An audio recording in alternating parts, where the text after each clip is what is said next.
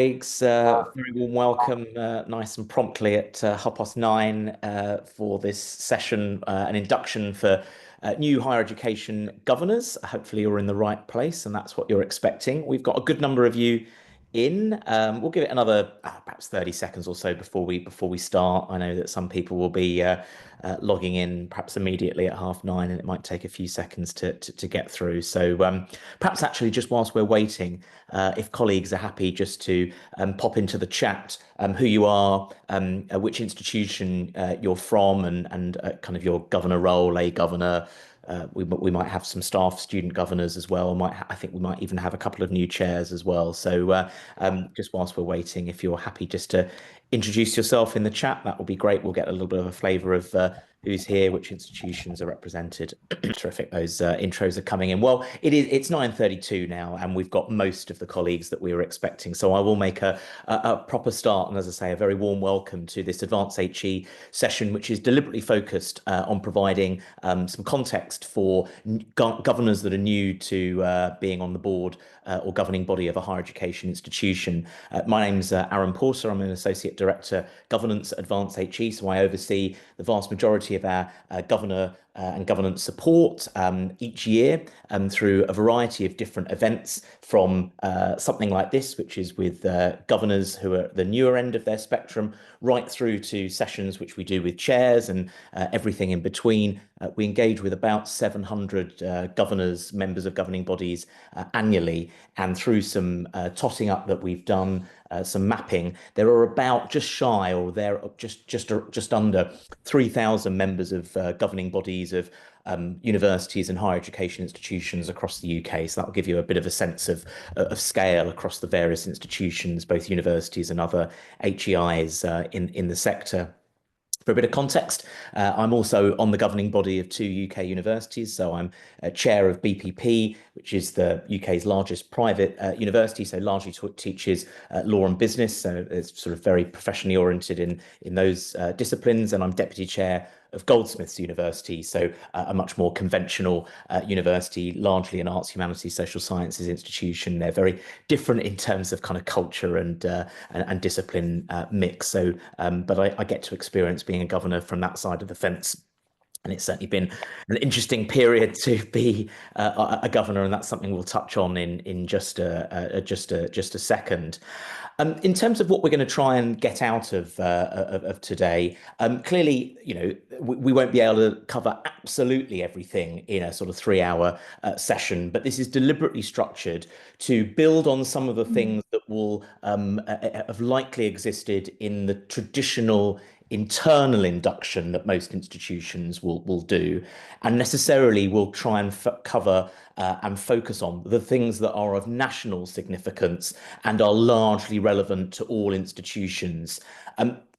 Mindful that policy in higher education is devolved, so there are some differences across the countries of the United Kingdom, and I'll say something more about that in a second. But of course, in terms of general duties of being a governor, much of them are the same, but some of the funding and regulatory requirements are specific to the different countries, and we'll touch on some of those which differ, and also some of those which are similar as well. In terms of the agenda that we've got, we've deliberately focused on some things that I think, as I say, will provide a bit of a natural build. So in just a moment or two, we'll go into a session on the policy environment, just to provide a little bit of a platform in terms of understanding what's going on, what are the topical issues facing higher education institutions, the bigger context in which you're operating. And then clearly much of that will relate to your institutions, but the extent to which some of that policy affects your institution will depend on its size, its shape, its standing in the sector, the areas that it's focused on. We'll then have a session which is much more focused on the formal responsibilities of being a governor, whether that's the regulatory elements, whether that's the fact that for universities, for the most part, they're also charities, not all of them, obviously, but what are the regulatory requirements and what are the formal responsibilities that sit on you as a governor, both individually and then collectively for your your board, your council, your governing body. We'll then take a short break. And then we'll dive into a session which is trying to get a little bit of national data on the experiences of students. So what are students saying about higher education? How is that relevant at a national level? And what are the sorts of things that you'd reasonably be expecting to receive as a governor in your institution? So what sorts of data points, what sorts of reports, what sorts of information should you be expecting to receive, just in terms of monitoring the performance of your institution? But also some of those data points have regulatory expectations around them as well. So you will be expected to receive them because the regulators in your respective jurisdictions will require that information of your institution. And then we'll have a little bit of an overview of some of the kind of governance arrangements within higher education. And we've done, for instance, some mapping on the differing sizes of university governing bodies, some stuff around the structure of governance. And I'll just share that national data, and it will allow you to compare where your institution sits in terms of some of its structural elements of governance compared to what some of the variety is, and what the mean approach, what the sort of average approach is across kind of other institutions. And I'll also share some high-level results from some survey work that we've done with governors over the last few years, where they will reflect on the elements of governance that they think is most strong in higher education, but also the areas that they think is relatively weaker. And again, that doesn't mean to say it will translate perfectly to your institution, but you can compare and contrast what the national trends are in terms of attitudes towards higher education governance, and whether that tallies or indeed is different to your institution. And then finally, we'll have a bit of an opportunity for colleagues just to sort of share some initial experiences with a small number of governors from other institutions. We've been running this session now for, I think, 8 or 9 years, and we generally get, and I don't want to sort of jinx things, but we generally get, pretty positive feedback about the various speakers and presentations, but consistently we hear that governors also like the opportunity just to kind of informally compare and contrast notes with other people, to have a little bit of discussion. And obviously doing this on Zoom allows us to do that through the breakout room. So there'll be a bit of chance for sharing your experience and hearing the experience of others. So that's formally built into the agenda. But I should also say that each of the speakers have sort of set themselves the target of leaving a little bit of time for comments and questions after each of their sessions. So, if there are things that you want to follow up with speakers, there'll be a chance to do that. Indeed, that's really encouraged. And particularly, I think, given this is a newer group of governors, we can't assume that you'll know everything. And indeed, that's part of the point of this. If there are things that you want to clarify or check, then there'll be the opportunity to do that. So that will give you a sort of bit of a balance of what we're looking to cover in terms of the structure of the day. A number of you have kindly sort of just very at a high level informally introduced yourself in the chat, just saying which institution you're from and what your role is in a number of cases. Just to give us a little bit more of a bit of a sense of who's in the room, I've launched I think half a dozen very quick poll questions. If you're happy just to read the questions and click the answer that applies to you, that will give us a sense of more comprehensively who else is in today's session. That's useful, I hope, for you in terms of just getting a bit of a sense of, well, who else am I here with in the room? But also, actually, it's a little bit of useful intelligence for the speakers, just because if there's a particularly high concentration of particular roles or types of governors, then we can sort of at least relate to that in what we're saying. So I'll give you all. Most of you look like you've completed it very quickly already. Just give it a few more seconds and then I'll share the results.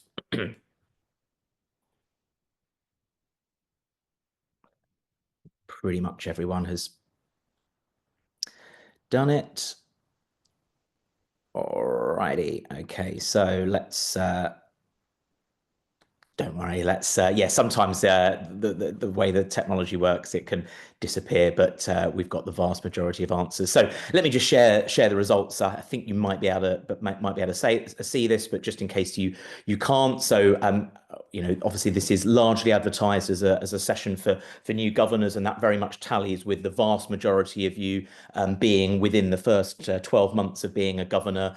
Indeed, three-quarters of you are within the first 6 months. So, very much a new crowd overall. One of you is between 1 and 2 years, and actually there's one more experienced governor from over 3 years.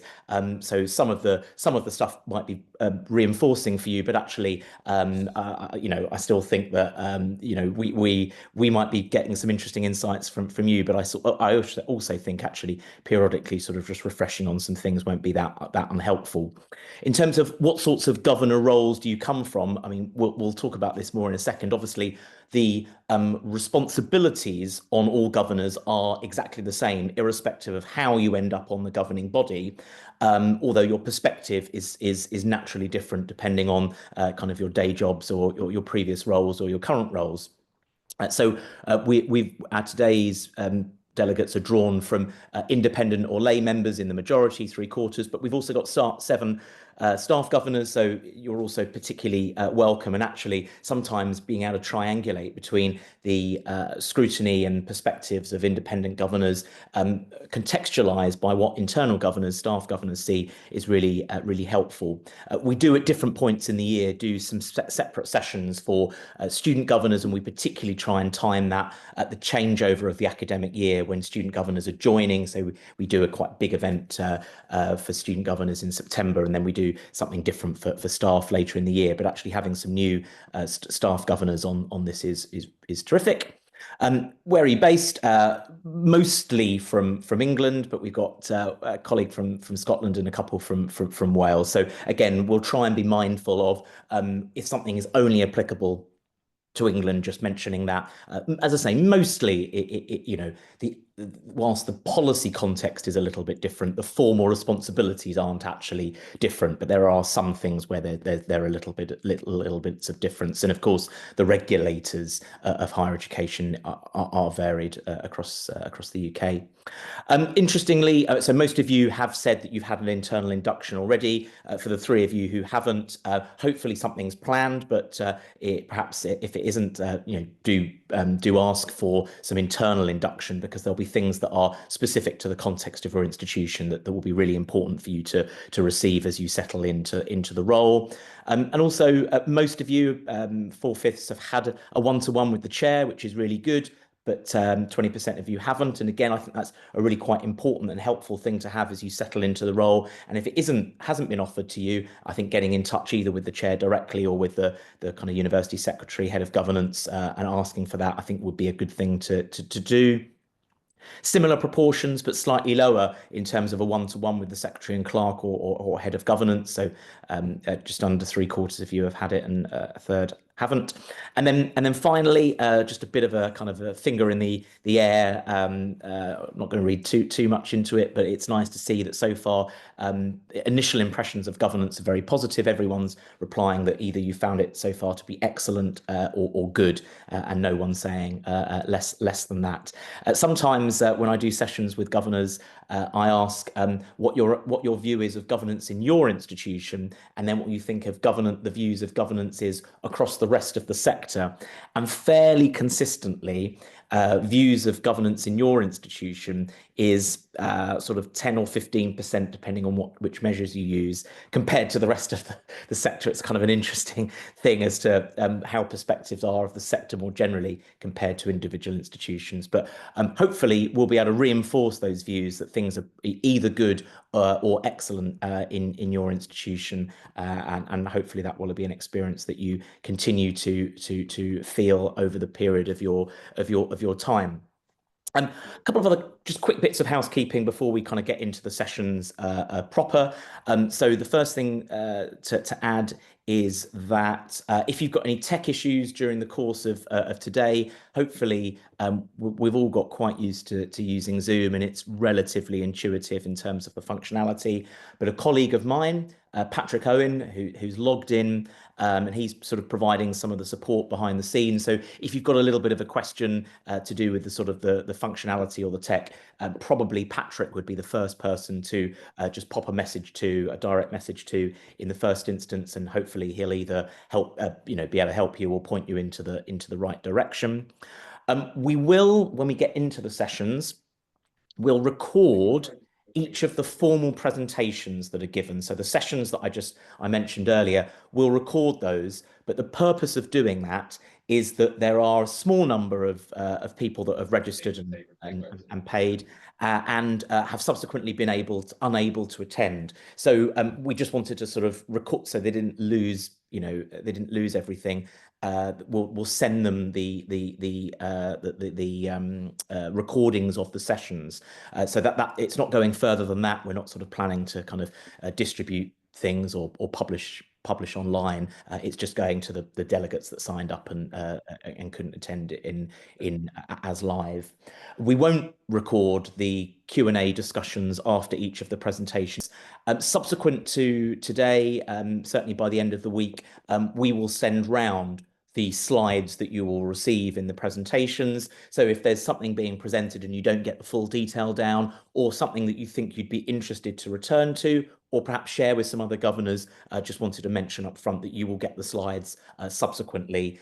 So I just wanted to kind of mention that, so you don't feel that you only get to see it once and then it disappears. And then, as I briefly mentioned, we will really try and structure some time for questions and discussions after each of the speakers. So, if there's things that you're going, do feel free just to actually, you potentially could type something into the chat. I probably wouldn't put the question to the speaker unless it's something obvious about clarification. But if it's a general question, I'll wait till they're finished. But you can sort of lodge your question as they're going, and I'll keep an eye on the questions. And the very final thing I wanted to mention was really something about kind of language and nomenclature and so on, having kind of been in and around higher education governance for a decade or so. I'm always quite mindful that the way that our universities and higher education institutions are, they've all got their slightly different quirks and traditions. And sometimes, in fact, quite frequently, they'll use different terms to mean the same thing. And particularly when I'm engaging with new governors, I want to try and be using as plain language as possible to try and make sure it's very clear what we're describing. And so sometimes, forgive me, I'll kind of use 2 or 3 synonyms to describe the same thing, because different universities will use different labels. But the 2 that I thought I'd just clarify up front, obviously, sometimes it's easy to use universities as shorthand, but I am very mindful that we don't just have governors, board members from universities. We do have higher education institutions who are very much operating in the same environment, and not everyone is a university. So I'll actually largely use higher education institutions or providers as a catch-all term rather than universities. And then I'll generally use governing body, but I recognize that in your different circumstances, you might be referring to a council, which is generally what the older universities describe. It might be a board of governors in some of the particularly newer universities, but other institutions.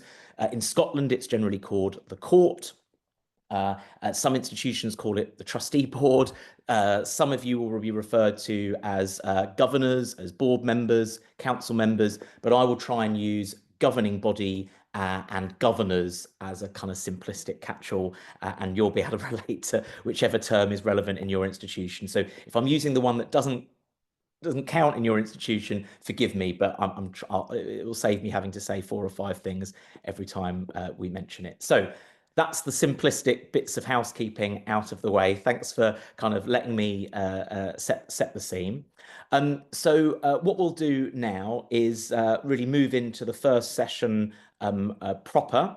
As I said, we'll try and begin the day with something that sets the scene at a high level, something that will try and apply to all of you, irrespective of your kind of jurisdiction or type of institution, and that will be a bit of an overview of the policy landscape in higher education. And I'm really delighted that we're able to be joined by Kate Wicklow, and Kate is the Director of Policy and Strategy at Guild HE.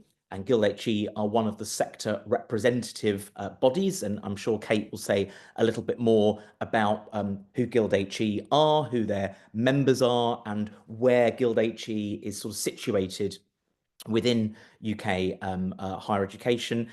Kate's been there for, I think, coming up for a decade, and has had different roles before that, including at the National Union of Students, and has also been a governing body member herself. So without further ado, Kate, thanks for joining us, and I'll hand over to you now. Thanks, Aaron. Yeah, hi everyone. So I am Kate from Guild HE. We are a formal representative body of higher education providers.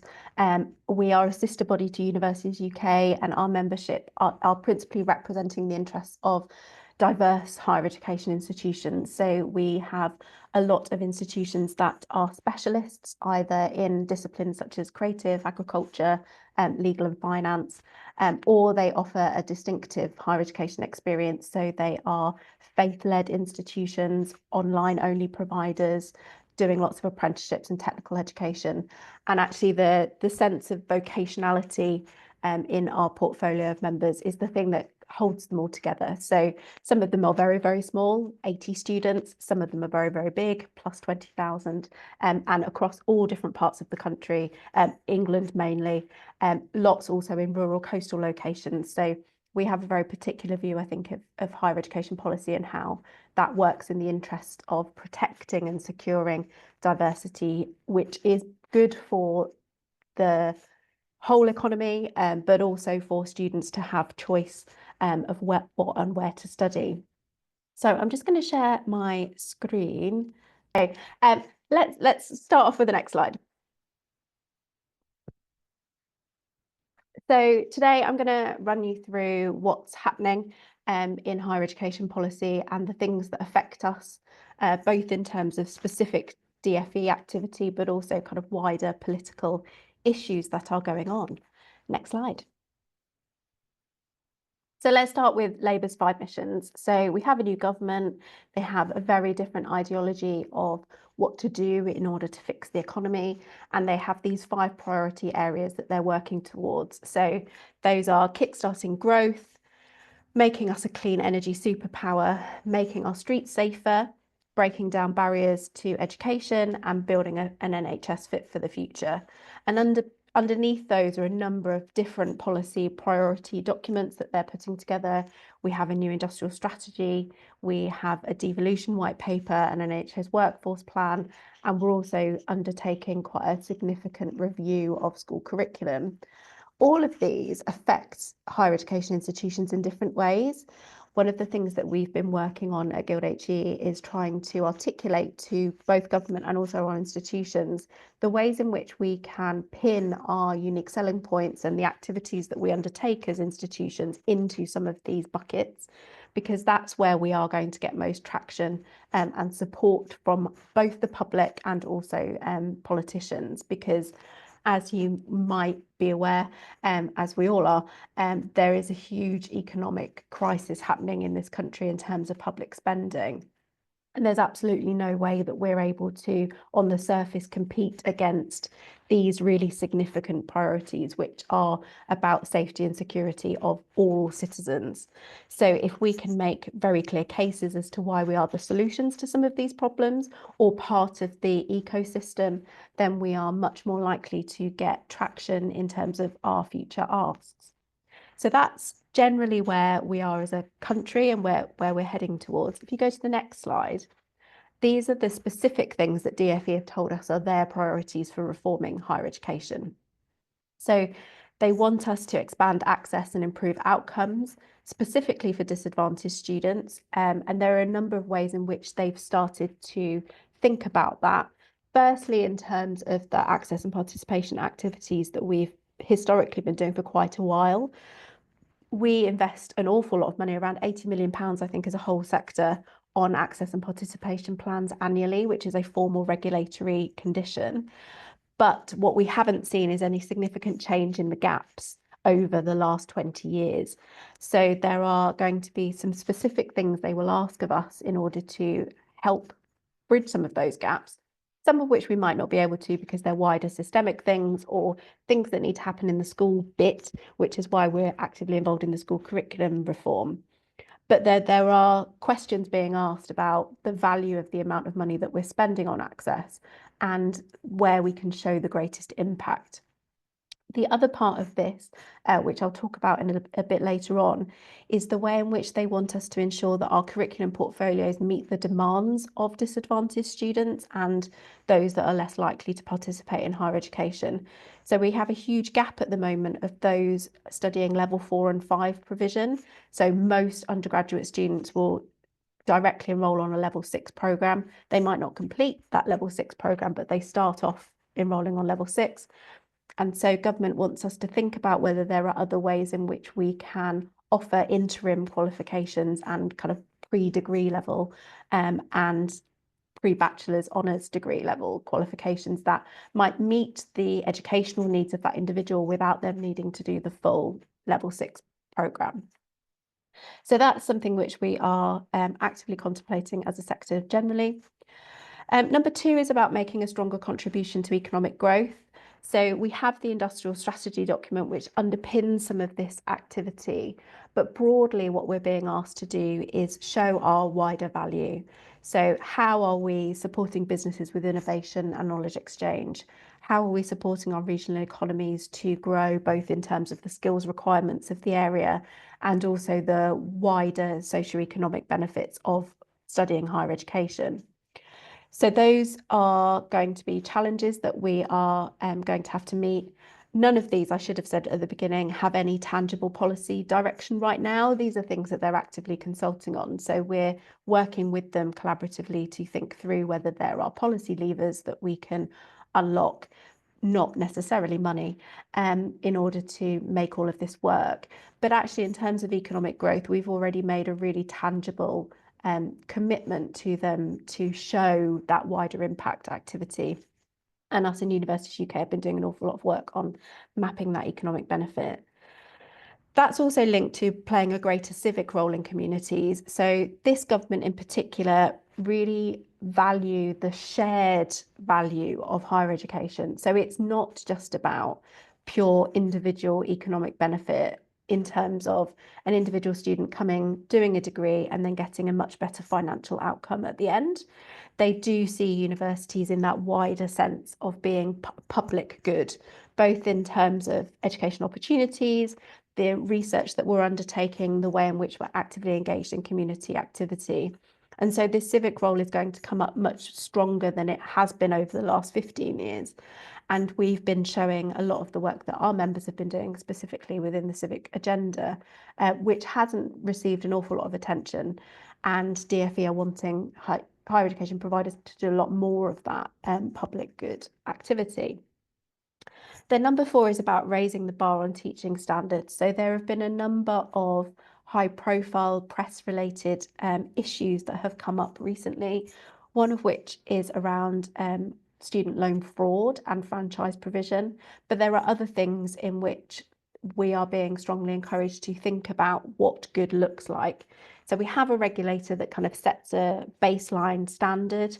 We have the Quality Assurance Agency, which supports the sector in enhancing practice and creating the infrastructure that supports the sector agreed standards on quality in teaching. But there has been, since the marketisation of higher education, a huge drop in the amount of innovative teaching that's happening in the sector, or at least that's the perception, and that the enhancement agenda has kind of fallen by the wayside because of all of the market pressures that are happening in the system right now. So DfE want us to realign that and thinking through what enhancement processes might look like within our institutions. There's probably some really easy quick wins that we can do around teaching qualifications and professionalising teaching, supporting our lecturers to provide inclusive curriculums. But then there are also some really meaty topics like the future of AI and how that plays a role in what we're teaching and how our students are interacting with our learning. So they're, on the surface, it might seem like they are being quite critical of our teaching standards, but actually in practice, it's more about how we can enhance what we're doing. And then the final thing, and the one that is quite important to a lot of higher education institutions at the moment, is a sustained efficiency and reform programme. So we have a huge problem at the moment with the way in which our sector is broadly constructed, and I'll talk about that in a second. But there has been a significant call from government for us to basically sort our own houses out. So we're not public institutions, we are private businesses, essentially drawing down huge amounts of public funding. And there is a perception that at the moment there are quite a number of prolonged inefficiencies in how we operate our business, which means that the cost of delivery keeps increasing. But of course, the fee cap does not, and neither does the additional public funding and support. So there is a call for us to do a lot of work on that. We've been working with Universities UK on a task force around efficiency and transformation of the sector. And there is, I think, two strands of that. So efficiency is very much about, have you got the right cost base? Are you thinking about the right delivery models? Do you know who your students are? And then the transformation piece is a much bigger thing about kind of, are we thinking through what business modelling in higher education really looks like? Do we have the right people in governance spaces or in decision-making roles thinking about how we can transform this as an organisation into something which could be a little bit more commercial? And that's a really hard conversation to have, because that's not the culture and ethos we have as a sector. But it's certainly something that we need to think through in order to shore up our future, because there isn't a great deal of new money coming. I always feel like the bearer of bad news when I say that. Next slide, please. So the other fun game that we're playing at the moment in market dynamics is around regulation. So we have actually quite a few regulators who work across our institutional sector, but the main one is the Office for Students in England. They are not light touch. There is continual consultation and change in approach. And that means that the way in which we identify risk of regulation is incredibly challenging from a governance perspective. There is, for example, currently a consultation out on new conditions of registration for providers trying to get on the register. It's 307 pages long. It's split over 4 different PDF documents. It has 8 pages of questions for something which is fundamentally, as a sector, we think is fine. So there's a great deal of very highly detailed activity going on, which doesn't really meet the culture of the higher education system. There's also, as I say, a lot of overlapping regulation. That's especially true within the data requirements we have. We also, most institutions will report to the Education and Standards Agency as well, because if there's level 3 or level 2 programs that they're running or apprenticeship provision, they have to also report that. And the way in which our data works is not cooperative. So that's a huge data burden on providers. The other thing about the Office for Students, and although the clue is somewhat in the title, the word students is defined in a very specific way. So it's legally framed as around the role of students as consumers. And of course, students aren't just consumers. They do have consumer rights, and the Consumer Markets Authority has provided some really good guidance for the sector on what that means. But actually, most students don't think of themselves as a consumer. They wouldn't necessarily treat their engagement with their learning as a consumer. And actually, sometimes legally, not all students are consumers.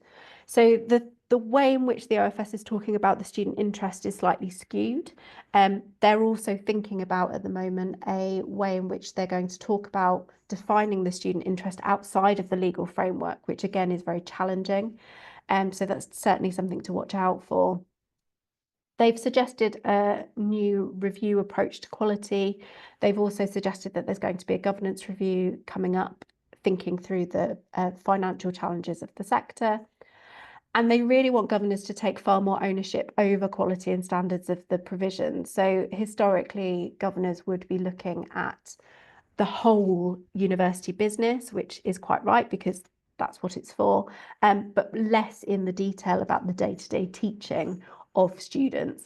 And the OFS does have an expectation that you do have a good working understanding of what your National Student Survey results are, what your access and participation plan looks like, where your gaps in diverse student success are, so that you have a good overview of their regulatory requirements. Interestingly, we are going to have a new chair in July, Professor Edward Peck. So the chair's role has been quite politicised over a number of years, but Edward is actually a Vice-Chancellor from Nottingham Trent University that's just about to retire. So there might be some very interesting changes happening over the next year or so that will support a different relationship with the Office for Students, but we will reserve judgment. But what is happening for certain is on the 1st of August, there'll be some new conditions of registration for all higher education providers. They are on harassment and sexual misconduct and supporting students to not have any of those, but also that there is a new condition around free speech, which they have tried on a number of occasions to publish, but for various reasons, the formal guidance hasn't come out yet. So there will be a condition on free speech. And for some of you that might have seen in the press recently, there has been an incredibly high profile case that the Office for Students has been investigating at the University of Sussex, which was outside of this regulation, but poses some really legitimate and concerning questions actually about the way in which the free speech condition of registration and the law around free speech works in synergy or not with what we are going to be expected to do around harassment and student protection. So that's certainly something that your governing bodies will be actively talking about, I expect, at the moment. And it's incredibly complicated. There's huge legal issues around it. There's not really a one-size-fits-all response to that. So my advice would certainly be to get some legal advice specifically on the policies and practices that you have around preventing harassment and also the way in which you promote free speech in your institutions. I'm sure people will have questions on that, and I'll try my hardest to take them if you do. Next slide, please. So something that's a bit more lighthearted, I suppose, and a bit more of an opportunity area is that we are currently experiencing a revival in discussions around our role as higher education providers in technical education and in our places. So there's currently a post-16 skills review happening, which is looking, so we've got a curriculum review, but then also kind of a full spectrum review of what qualifications exist, what we know about their impact, both in terms of the economic impact, but also the wider economic impact to the individual. And we're also in the process of setting up a new body called Skills England, who's going to have oversight over the future of skills policy. It is a department of DfE, so it's not independent. But there are challenges to that, but actually it provides them a really good opportunity to get lots of really rich data and actually genuinely support the infrastructure of skills across the whole of the tertiary education space. We are going to be experiencing new mayoral combined authorities, and those authorities will start receiving specific funding for skills through Skills England at some point. I think probably within the next 18 months or so, and that will be part of the devolution white paper. There are positives and negatives to that. As I say, for Guild HE, quite a number of our institutions are in rural coastal areas that sit outside of these big city mayoral groups. So we're unclear at the moment about where the money would come from to support that, and also the way in which we can look at the cold spots of higher education who are sitting outside of those big cities. One thing that is incredibly challenging at the moment, but will potentially reap huge benefits, is that the student loan system is also fundamentally changing. So from January 2027, there will now be a thing called the lifelong loan entitlement, which replaces the student loan. And it allows students to draw down funding on a modular basis, not just whole course basis. And that's going to be for all of higher education, but also for the current FE advanced learner loan system. So there is a building of a tertiary approach to funding post-18. There are huge challenges in terms of whether we think there's market demand for that, but fundamentally the way Student Loans Company will be reporting financial information and the way in which students will have more flexibility in moving between providers will happen from January, regardless of whether you decide to offer modularised provision or you keep running courses in the status quo. This government is committed to a growth and skills levy rather than just an apprenticeship levy. So a lot of this is tied up in the post-16 skills review conversations at the moment, but it is highly likely that apprenticeship funding for level 7 will be removed. And we have heard a number of DfE colleagues say that in no uncertain terms. And I think Bridget Phillipson said something quite similar in public recently. So we know it's happening. We know it's a huge problem, especially for the NHS. And also for some of the professions such as accountancy, but it is happening and we need to be prepared for that and think about how we can support students undertaking level 7 in other ways.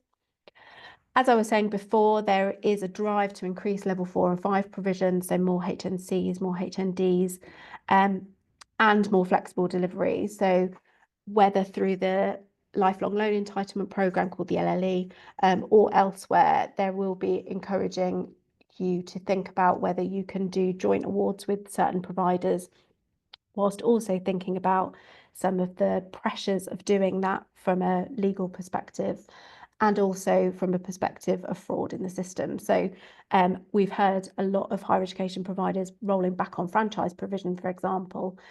There may be new regulation about franchise. There may be new regulation about validation provision. So this is all about the way in which we can work more collaboratively together, but in a safe way that supports the public purse and allows us to justify why some of that flexibility is happening. Of course, if you're doing online provision, then that doesn't really matter, and that's all fine. And we are being strongly encouraged to deliver more online. And then the final thing around technical is that we have had a really stagnated funding stream from business over the last 20 years. We have the lowest level of business investment in the G20, and we have done for quite a significant number of years now. There is a massive over-reliance on the student loan book and public funding to support higher education opportunities. And we really do need businesses to start investing more. It works in some institutions because they have developed relationships with specific industry partners who either sponsor or support course development in other ways. But as I was saying, there isn't a whole load of new public money happening. So if we want to get more investment, we must think about how we unlock business investment in much greater detail than we currently do. Next slide. So I've talked a lot about England, so I just want to quickly also talk a little bit about what's going on in Wales and Scotland. So in Wales, there is a massive transformation happening. There is now a full tertiary system. Of course, there aren't quite as many institutions in Wales, so it's slightly easier to do this. But colleges and higher education are now under one umbrella body, which is MEDA. They've got a new strategic plan, and they pitch themselves as a commission for tertiary education and research. And that's quite interesting because in England, we have the Office for Students, which does the higher education bit, and UKRI and Research England, which do the research bit. And actually, they don't talk to each other. So this will be a really interesting opportunity to see what the value is of one regulator looking at the full business package of a higher education institution. They are quite new, but they're doing some really interesting things, some of which in the regulatory space, they're mirroring what the Office for Students has done. But they are currently being asked to lead a subject demand and provision analysis of the whole of Wales to look at where subjects are being maybe overlapping and where there are cold spots. And they're also exploring options for shared prosperity and research funding. A lot of that comes from the loss of funding from EU initiatives post-Brexit, but also trying to make a very strong, compelling Welsh higher education system to draw in more students, both internationally and also from England. Next slide, please. And in Scotland, it's a slightly different picture ideologically. So there is free education for Scottish students in Scotland. that is providing huge financial challenges for institutions. And we've seen in the media that, you know, a number of Scottish institutions are really struggling with the amount of public funding available. But the way in which the Scottish Government talk about higher education is around widening participation. So they want at least 20% of, that's not true. I think it's 40% of students entering university to be from Scotland, and 20% from the most deprived background. So they're actively supporting access and participation work from government.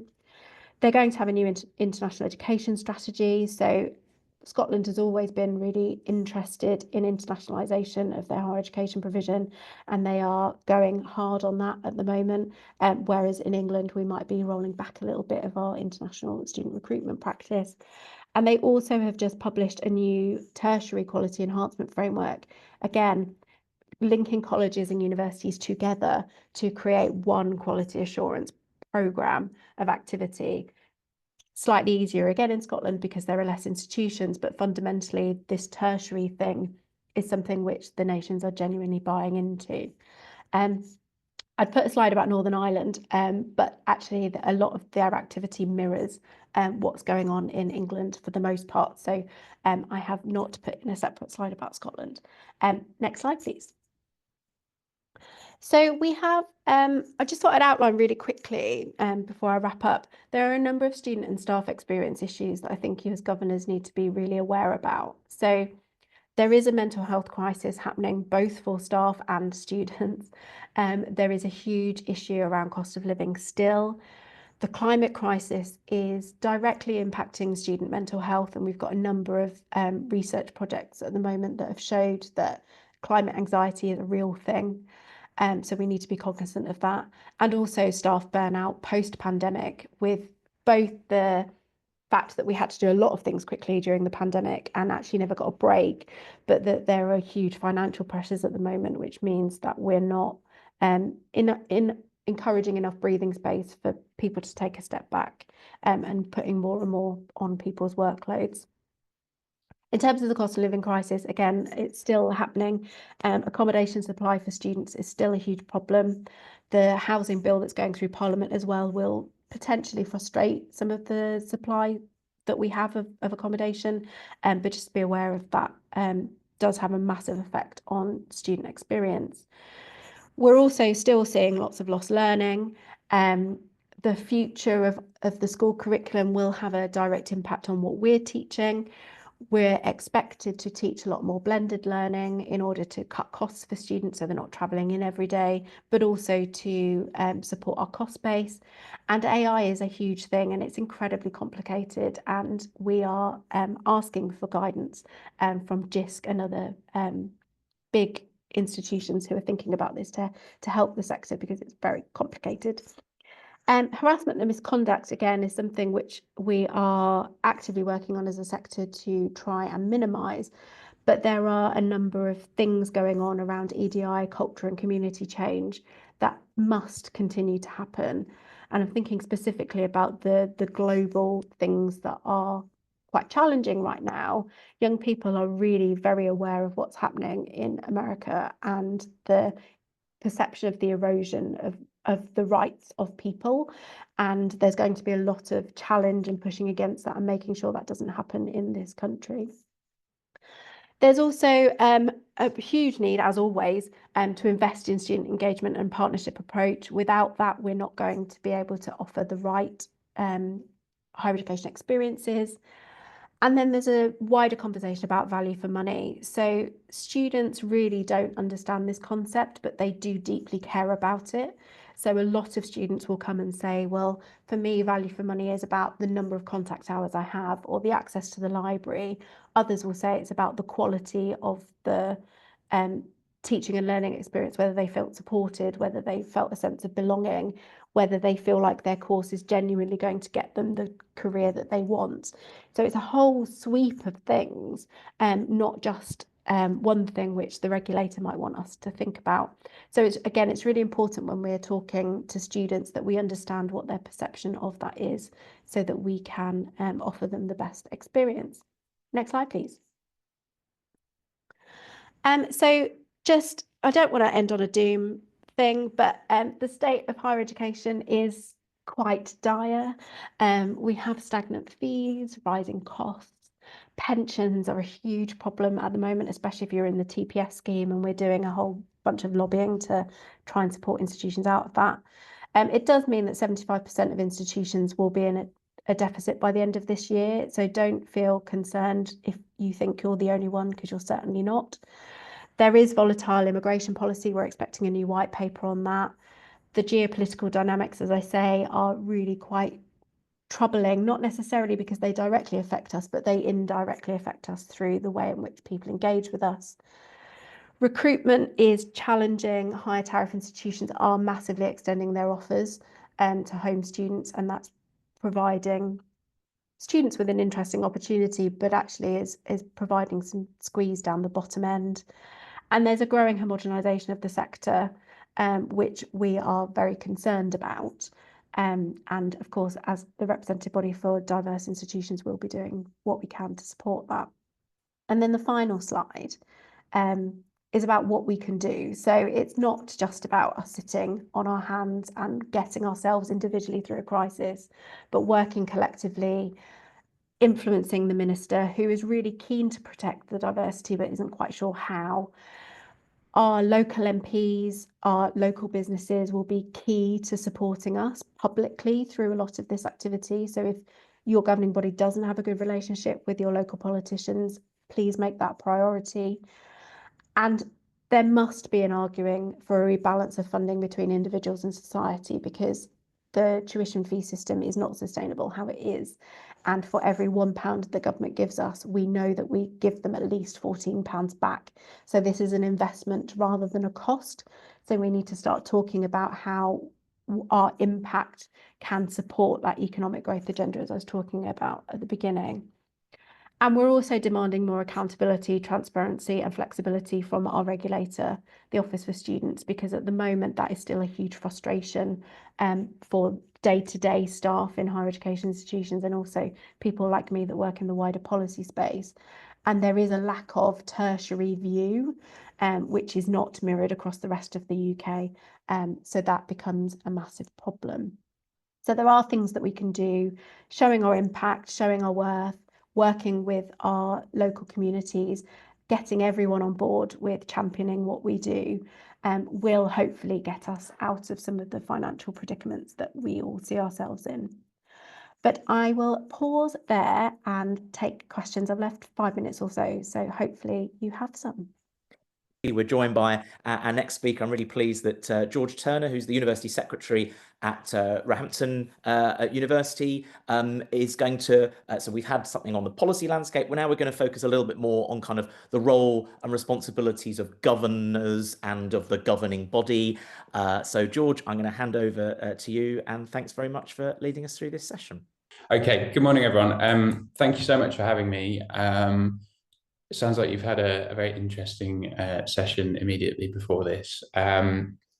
I imagine some of you will be a little bit of a way into your terms as new governors, but hopefully you're all early enough in your tenure for me to say congratulations on your appointment. I say this to all the new governors that start at Roehampton, but being a university governor is a really great experience. It can be challenging, but there's a huge amount of benefit for you. And so, yeah, congratulations to you all. As Aaron said, I am the University Secretary at the University of Roehampton. That is a position that I've held for the last 5 years. A very kind of important and significant part of my role is supporting the University of Roehampton Council. And then I have a kind of wider set of responsibilities as part of our senior leadership team. I'll just tell you a little bit about Roehampton, because I think it'll give you the context for what I'm going to say about my kind of view of governance within the sector. We would consider ourselves to be a medium-sized university. We're located in Southwest London. We've got about 12,000 students on our register and about £150 million in annual revenue. We're a post-92 institution, so we became a university in the very late 90s, and within the kind of spectrum in the sector, we are probably more teaching focused than research focused, although we do have some excellent pockets of kind of complementary research that we undertake. There are probably some colleagues today who are at similar universities to Roehampton, but I'm sure there are plenty who are at very different universities. And one of the things I wanted to talk about with you today is the kind of diversity within the sector and the diversity of the way that universities are governed in that context.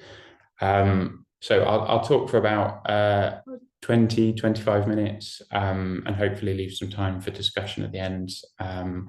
Yeah, so please, I'm happy to take questions as we go through, but please do shout out or put your hand up if anything piques your interest. So I thought I would start by talking a little bit about my kind of conception of governance within higher education. And I'd like to say that this quote is taken from a weighty textbook on university governance that I read in preparation for this, but I actually asked ChatGPT to produce it for me. And I think there's plenty of other quotes that I might have found, but I think this one's pretty good. So I think it did quite well. And there are three elements that I just wanted to draw out for you, things that I think are particularly important in terms of the role of governors within higher education. And the first is mission. So you may already know the answer to this question. I'm sure you do, but I think the first question a university governor ought to ask is, do you have a clear sense of what your university's mission is? Taking Roehampton as an example, we're a registered charity. And you could look at our articles of association to see what our charitable object is, and you'd find something very dry, which is the establishment, conduct and development of a university for the advancement of higher and further education. That's probably what every university's governance says there or thereabouts. And it's important, but it's not complete.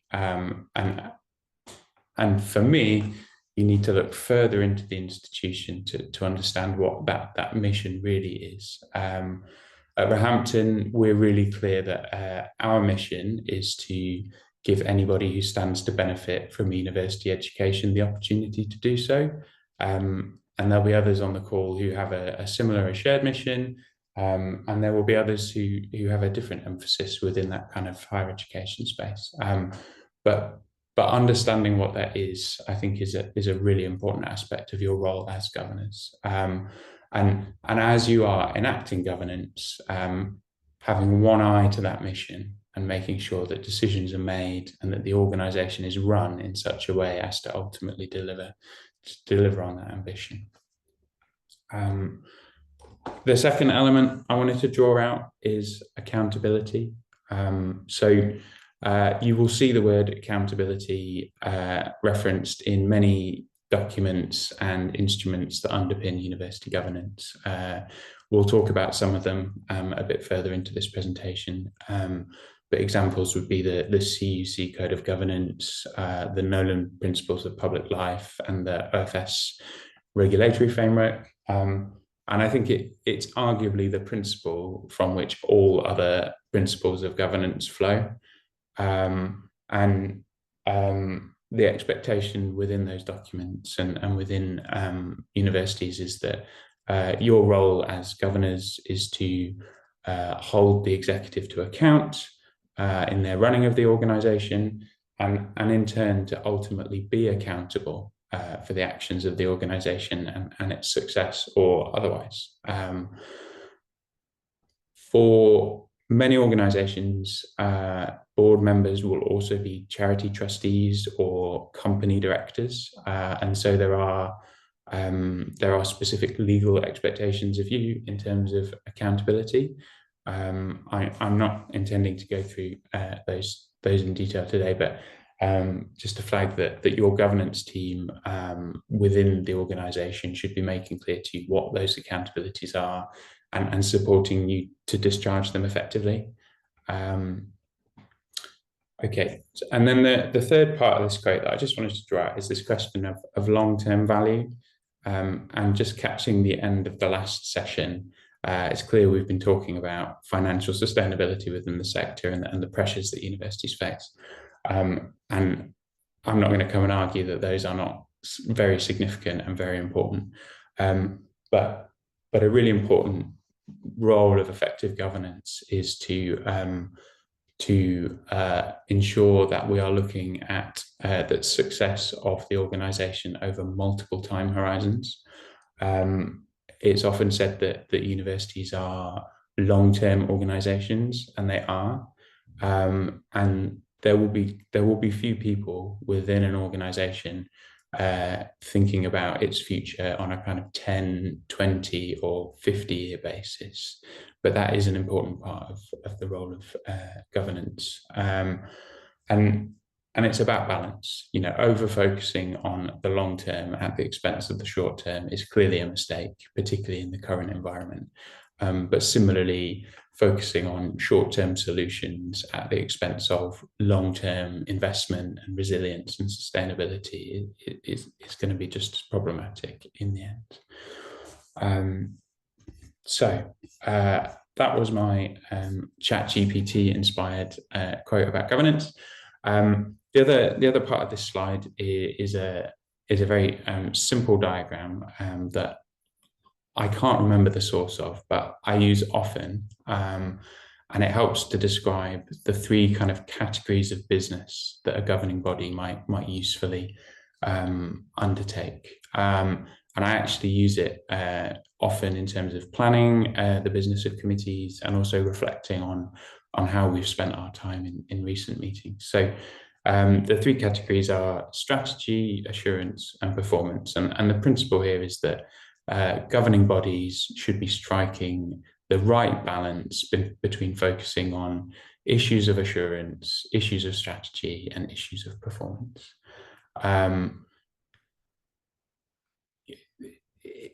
It is, particularly at the moment, easy to think about questions of assurance when we're faced with challenges from our regulator and a kind of ever-increasing number of legal obligations and regulatory obligations that universities face and governing bodies are expected to be accountable for. But if we over-focus on questions of assurance, we leave insufficient time to focus on institutional performance and long-term strategy. And as a group, as a board, you need to develop strategies in order to manage the time that you spend and ensure that you're using it wisely, and reflect and adjust as appropriate as a group. Patrick, do you think you might switch to the next slide, please? Okay. Well, I wanted to talk a little bit about the diversity of higher education institutions within the sector.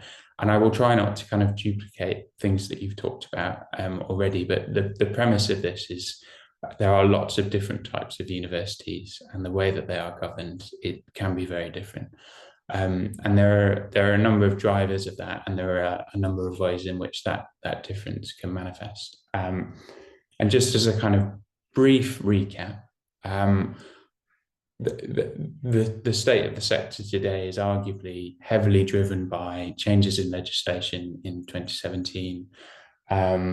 Some key features were the opening up of the ability of private providers to engage in the higher education marketplace and register with the OFS.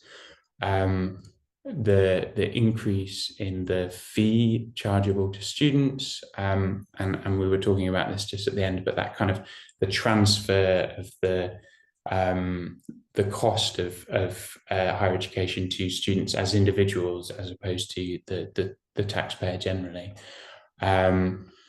and really importantly, later, the removal of the student number cap that used to control how many students would go into each university.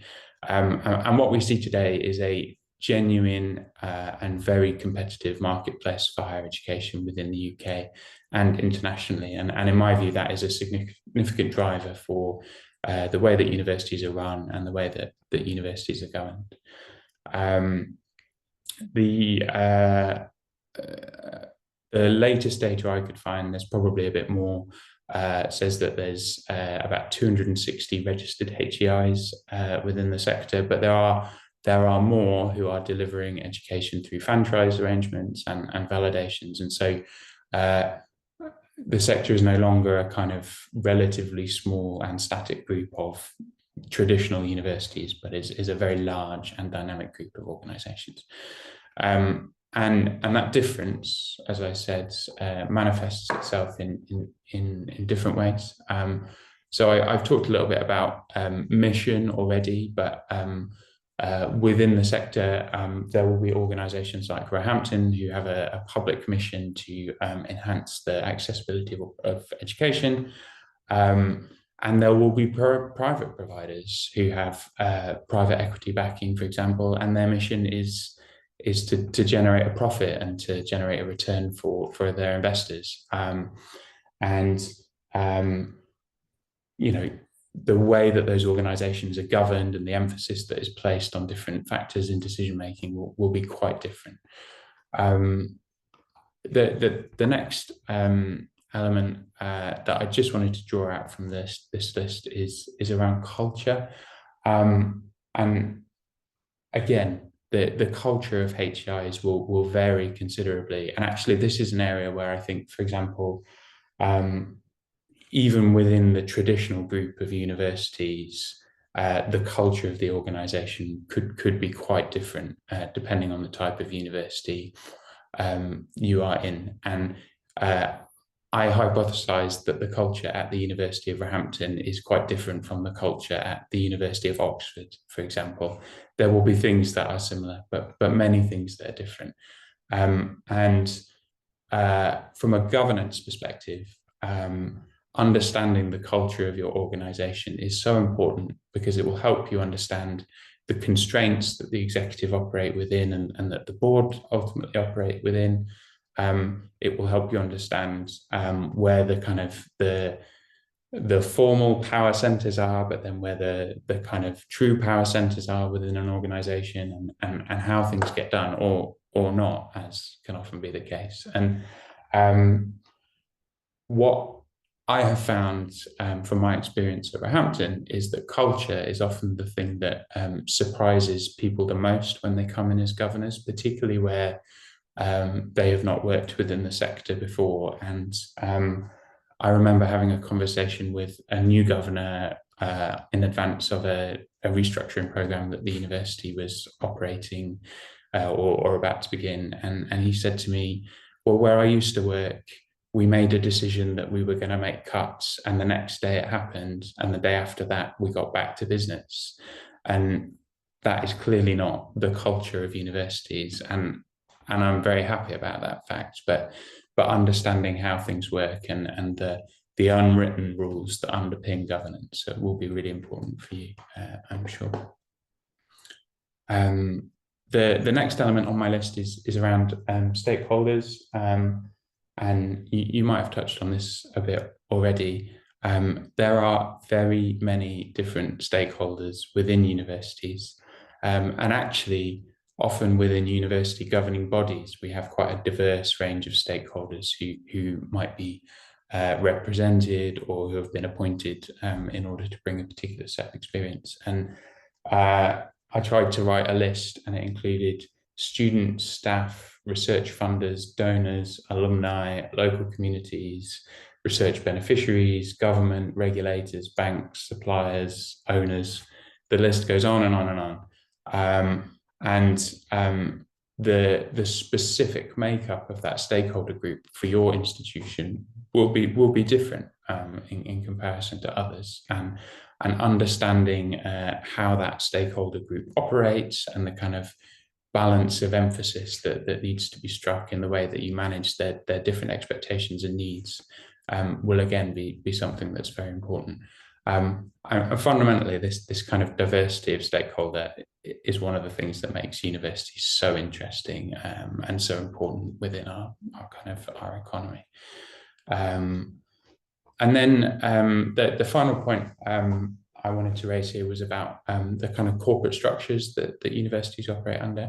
And this is an area where I think we are starting to see a lot of change, and you may have seen that within your organizations already, but I suspect this will happen more quickly now as a result of the funding pressures that we see. But most traditional universities have historically had a relatively simple corporate structure. So they might have been a charity or a higher education corporation or a limited company. And over time, most have built up kind of simple group structures with subsidiaries to do consultancy or research spin-outs and things like that. What I think we are likely to see as funding pressures increase is an increase in the complexity of those structures. Institutions are looking at the use of group companies to roll out different employment models, for example, to develop joint ventures and partnerships. If the work that Nigel Carrington is leading results in kind of tangible recommendations, then kind of it's likely that some of that would need to be underpinned by different ways of thinking about the corporate structures that universities operate. And I mention this because as governors, you're ultimately responsible for, governors of parent companies, I should say, you're ultimately responsible for that framework and ensuring that it operates effectively. And so I think a good question for you to be asking if your institution is, what is the corporate structure? What is the role of the parent company within that structure? How does the framework operate? How is it managed? How is it supported? And is it effective? And as I say, that will vary considerably across the different types of institutions within the sector. Patrick, can we go to the next slide, please? Thank you. So I'm going to draw out a few kind of formal sources of responsibility for governors within higher education. I'm going to go through the CUC code in a little bit more detail on the next slide. And so I won't talk about all of these in detail here, but they are all in different ways things that governors ought to be familiar with. So we've talked a lot about mission and values already. I've referenced the fact that governors will often be charity trustees or directors for the purposes of company law, and the need to take some assurance from your institution about how those responsibilities are discharged. The OFS regulatory framework, I'm sure, has been touched on already, and is particularly complex and dynamic and frankly hard to keep track of sometimes, but very important within the sector, and in terms of the way that the universities are regulated. And my view is that governors don't need to know the fine details of the regulatory framework.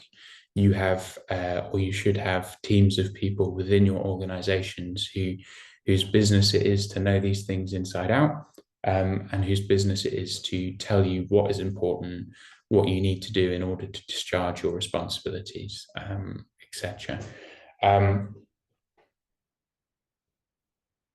I'll talk about the CUC Code of Governance in a moment. The Nolan Principles of Public Life are a very well-established set of principles that apply to all public bodies. They are embedded into the CUC Code and the OFS regulatory framework. If you haven't read them already, then you can look them up very quickly and go through them. And then the final category here is your own institution's kind of governing instruments, which, again, it's not your responsibility to know what paragraph 4.3 of your Articles of Association say, but you will have somebody within your organisation who does know the answer to that question. Your responsibility is to take assurance that that is being managed effectively on your behalf, that any issues that require your attention or decision are being flagged to you effectively, and then ultimately to take that assurance that you're complying with your university's governing instruments on an ongoing basis. Patrick, could we go to the next slide, please? Thank you.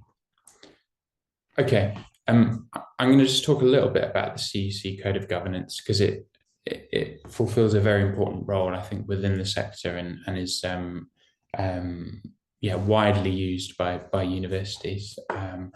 So I've talked about the kind of complexity of universities, the multiple stakeholders that universities need to meet the needs of, and as a result, university governance can often be quite complicated. It can be quite diverse in terms of the way it's arranged between different institutions. And the CUC Code provides a framework within which universities can establish their own governance, but meet some standard and kind of universal principles that are important to all organisations. The CUC is, for those of you who don't know, the Committee of University Chairs in Higher Education. And the CUC Code, the latest version was published in 2020. It's freely available online, very easy to get a hold of. And if you haven't already, I'm sure many of you have, it's worth a read. It's not very long. It's framed very accessibly. It's premised on an apply or explain basis. So institutions are provided with a set of values and elements. They are not mandated to comply with everything, and they can choose which parts of the code apply to them. But they are expected to justify those choices and explain where they've decided not to adopt a particular element of the code.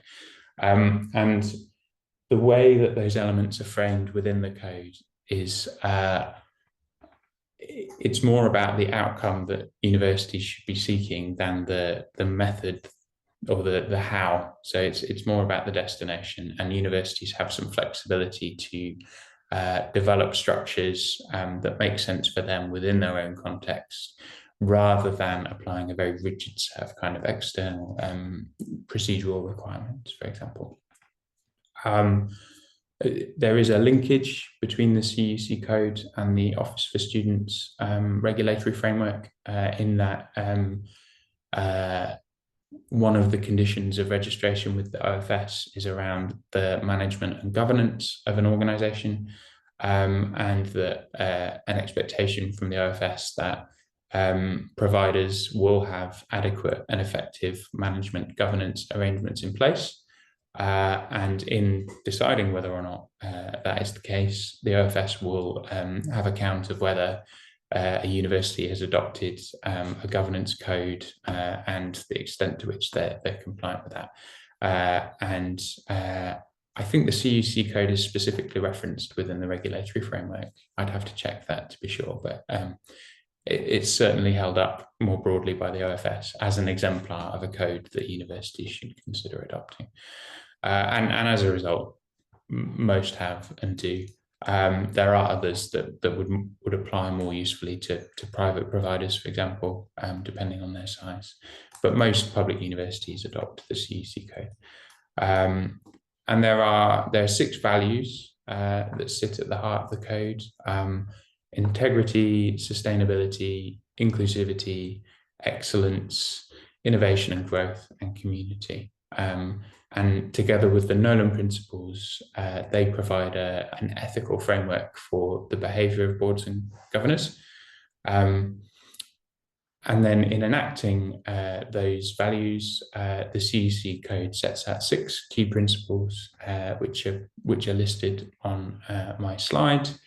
And there are detailed explanations of how those might be embedded and enacted in practice within your university.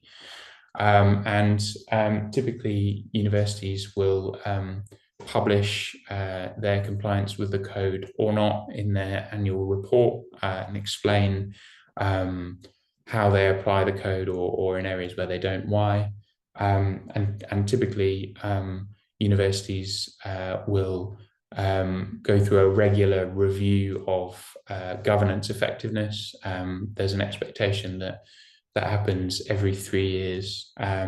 And one of the things that a typical governance review will do is explore the extent to which an organisation is adhering to the CEC code. So this is another area where the governance professionals within your organisation will be able to talk to you in lots of detail about the code and how it applies to your organisation. But as I mentioned, it's definitely one to read if you haven't already. Okay, Patrick, would you mind? Thank you, great. So what I thought I'd do here is just talk about some of the key issues in the sector from my perspective, but also what the role of governance is within that context, and how that might affect the way that you govern your institutions. And I wanted to start with this question of academic strategy. And I think that's really important. So there's a lot of discussion about financial sustainability within the sector, and that is absolutely right and very, very important. But one of the reflections that we've had as a university is that we can't lose sight of our core mission, even within that context. We need to remember that the university doesn't exist to generate a surplus or repay its debt obligations. It exists to deliver an academic mission for its beneficiaries. And at Roehampton, the governing body has usefully kind of reframed or ensured that we're giving specific attention to that issue, in addition to the kind of ongoing work that we're doing around financial sustainability. There's a specific element of the kind of way that academic matters are regulated that I just wanted to draw out, and for those of you who've been in the sector, this will be well known, but for those of you who haven't, it might be a slightly newer question, and that is around the way that the OFS looks at academic quality and standards within the sector. And historically, quality assurance within universities has been internally managed with some externality, but universities have broadly been able to set their own agenda and their own processes, and it has historically been what I would describe as kind of process-driven quality assurance. So looking at course design and whether it meets the required standards, taking inputs from academic experts and external experts to ensure that we're meeting standards, reviewing that on a regular basis, and broadly maintaining a kind of internal system of quality control. The OFS, I think it's safe to say, take a very different view of what quality and standards should look like. And they are very focused on outcomes and data. And so, although there's still a really important role for that kind of more traditional type of quality assurance, increasingly the OFS expectation is that the institutions are across their student outcomes. And these are not really complicated questions. They are questions of, does a student continue and complete their program? Do they go on to a positive destination, be that in employment or otherwise? Are they satisfied? Is the proportion of firsts and 2-1s that a provider issues stable or growing or shrinking? And what does that mean? So they're not particularly complicated questions, and in isolation, they're not particularly controversial issues either. Their relationship to other factors within universities and the extent to which universities can control those issues and their relative importance are all hotly contested. But fundamentally, the OFS feels that student outcomes are very important, and it has made a big play of re-emphasising academic regulation towards them. And as board members, that is something that you should be talking regularly about within your board context, and your organisation should be able to tell you how it's doing on student outcomes and what kind of internal processes it has to manage that, and to give you assurance that you're moving in the right direction. The second area I wanted to talk about was commercial strategy. And by commercial strategy, I really mean questions around student recruitment and income generation, as opposed to, conferencing, for example, which is perhaps how it might have been considered in the past. And you may have talked about this already, but essentially, over the last 5 to 10 years, universities have ensured their financial sustainability through growth in student-related income. So in many places, that has been by recruiting more international students who pay higher fees, offsetting the cost of home student teaching and research. And what everyone is finding now is that model has a natural limit in terms of its ability to generate new revenues and to support institutions. And that is leading to very difficult conversations about financial sustainability and the cost base and similar questions. But I think any business will tell you that you can't cut your way to success. There's only so much that making your cost base more efficient will do for you in the long term. You have to have a clear and realistic strategy for driving new income within the organization. And so again, what we are finding at Roehampton is that we are moving out of a space now where we're talking only about kind of financial sustainability in the short term and starting to think about the long term. So what are the new opportunities within a kind of global higher education marketplace, and how can the university position itself to take advantage of them? And that conversation is being driven by the board, who are keen to see that we have a kind of positive vision for the future, as well as one that addresses our current challenges. The third bullet on here is about financial sustainability. You've clearly already had some elements of conversation about it. I was reflecting on the end of the discussion. I kind of caught when I joined the meeting, and I agree with everything that was said, and I may have missed some stuff, but one thing that I think all universities need to be reflective about is the extent to which they are efficient in terms of their operations. And while we can all acknowledge that the funding model is unsustainable and becoming more so, I think internally we would all also acknowledge that our institutions are not as efficient as they could be, or really now that they need to be. And different universities will be in different spaces here, and some will be further along that journey than others. But I think the challenge for board members is ensuring that the executive are not just talking about the challenges that the funding model places and the unsustainability of that, but that they are coming to you with positive, realistic, deliverable plans for reducing the kind of cost base and ensuring that if nothing changes, the institution can continue to be sustainable. And we have seen some high-profile examples of where those conversations have clearly not taken place or have not been effective.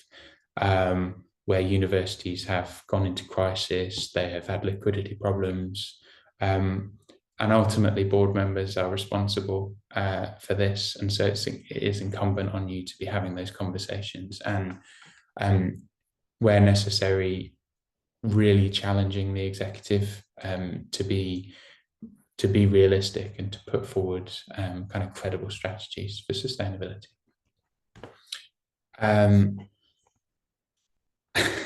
And then I've listed a whole load of other issues which universities are having to navigate at the moment. And I'm not going to go through those in detail because I think they're probably fairly self-explanatory. But I guess the point is, if you're not talking about those issues within the context of your governing body, then it's probably wise to be asking the executive about them, and why not? Okay, next slide, please, Patrick. Thank you very much. So I've got two slides. One is what you can expect from your institution, and then I'm afraid a slightly longer one, which is what your institution will expect from you. So things that you can and should expect from your institution are induction, training and regular briefings, and the fact that you're all here is a pretty good signal that that you're getting your support, the support you need from your institutions. Basic things that mean a great deal: good quality board papers provided well in advance of the meeting, good quality minutes, and good levels of administrative support. And you know, I run a governance team. We don't like it when we get this wrong, but it is really important that governors tell us when they feel they're not getting the support that they need, because then we can adjust and do something different. The third bullet, I've seen this done very well in board contexts and very badly, but essentially there is a significant asymmetry in understanding and knowledge of issues between the executive and board members generally within universities. And the best executives I've worked with are able to clearly and concisely explain issues to boards in a way that enables them to make good decisions, and they create time and space in order for the board to discuss and review and consider before decisions are made.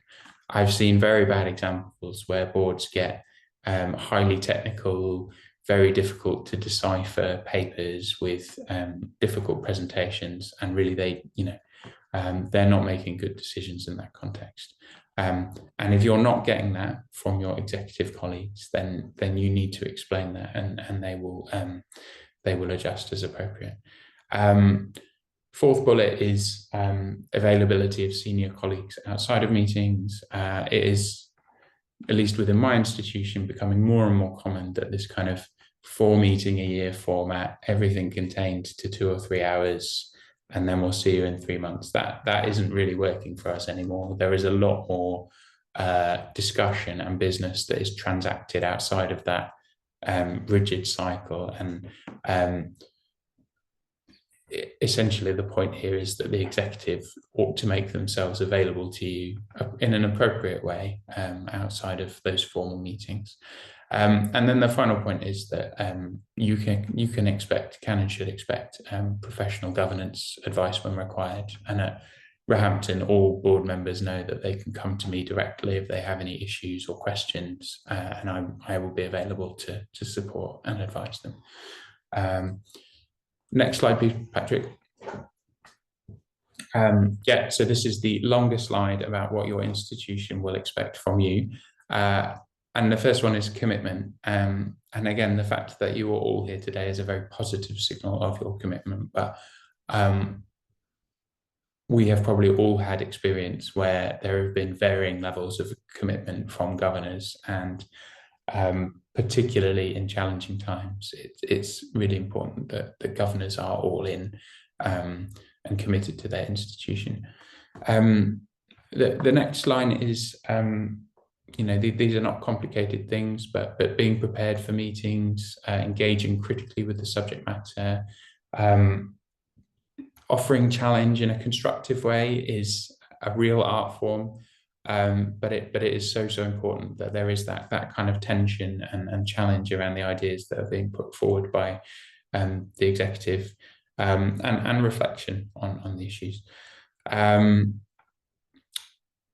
One thing that, again, I think really effective boards do really well is they simplify the problems that management are facing, and they boil it down to the first principles, and really ask the basic questions about why we want to do something or why we feel that something is a particular challenge. And you are uniquely placed to offer that perspective within an organization.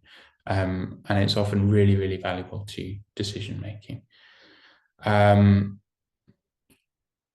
The next line here is about collaboration, and by this I mean collaboration between board members. The relationship should not be each individual board member to the university. It should be board members operating together, collaborating, supporting each other's strengths and weaknesses in order to be an effective group that governs the organization. And when that happens well, it can be so powerful, and effective. Be physically present where appropriate. I know not all meetings happen in person anymore, but we've all had the issue of people who always find a reason not to attend a meeting in person and to be on Teams. And I think the point here is that universities are physical places. There are buildings and people, and I personally think that it would be very difficult to govern an institution effectively if you're not physically present some of the time, at least. Upholding the principles of governor equality and collective responsibility. So what I mean here is that all governors within a governing body occupy equal status, whether you are the chair of council with 30 years professional experience in the city, or the student union president who got elected a month ago and has just been to their first board meeting. You all have the same status within that governance arrangement, and your institution should support you to deliver effectively in that context. And the kind of corollary of that is around collective responsibility. So in my view, governance works really well when there is good debate on an issue within the context of a meeting, a decision is made, and then everybody in that room gets behind that decision, and accepts responsibility for it. Governance works very poorly when there is debate, discussion, a decision has to be made, and then there's lots of diverging views afterwards and a lack of support for the course of action that's been decided. The next point on here is about proactivity. So in the context of Hampton, I really value governors who are proactive in terms of getting to know the institution, coming to visit, walking around the library, asking to speak to somebody about a particular issue. My experience is that those people often make the most effective governors because they are taking the time to find out about the institution. We will always support our governors in the best way possible and give them the information that they need. But ultimately, if you need to know something about the institution or you want to engage them in a particular way, I need you to tell me so that I can help make that happen. And then finally, again, a slight corollary to over proactivity is this kind of division between management and governance. And this is there's a really good advanced HE slide that I was going to put on here, but I didn't have space for. But we can always share it afterwards, which describes this in a bit more detail. But this division between the responsibilities of governors to oversee and take assurance and ensure the success of the institution, and management to deliver and to get on with running the institution. And that line is fluid, and it's not always in different circumstances, it can sit in different places. But my experience is that governors and governing bodies that reflect on that and whether they are managing that division appropriately or not tend to be more effective than those who don't give it consideration at all. Okay, Patrick, I think this is my last slide. So these are just some things that I thought you might usefully take away and reflect on in terms of your roles as governors going forward. So the first is your organisation's strategy clear and convincing? Do the governance structures within your organisation enable effective strategic delivery? We have always taken the view at Roehampton that if the structure doesn't work, it's not achieving good outcomes, then we change the structure to something that does work. And that's a conversation that needs to be had with governors. Do you have the right people within the organisation to deliver? This is a very sensitive and challenging question, but the board ultimately appoints the executive, appoints the chief executive, and you need to assure yourselves that those people are the right people to deliver in the context of your organisation today. Does the institution's governance empower a wide range of perspectives, including the student voice? This is about the membership of the governing body, about the materials that you receive, about the other ways that you interact with the organisation. But my experience is that universities have got more to do in this space, particularly around student voice in governance. And then finally, this is might seem a bit niche, but is the institution's risk appetite appropriately calibrated to the external environment, and do you have effective risk management in place? My perception of universities is that in the current context, in order to survive and be successful, they are going to have to adopt a higher tolerance for risk than they would have done in previous times. And the board needs to have that conversation in an open and constructive way, or you run the risk of not doing the things that need to be done in order to deliver. So Patrick, I think next slide, please. Yeah, that's everything. And I know I'm running up to time, Aaron, so I apologise for that. But if there are any questions, I'll be very happy to take them. Delighted we're able to be joined by Rowan Fisher. And Rowan's part of the team at Universities UK, so the representative body of UK higher education, and leads on student experience and skills policy. So just to share a little bit more in terms of an insight of understanding the experiences of students in higher education, over to you, Rowan, and thanks for joining us. Excellent, and thanks for the invite to be here.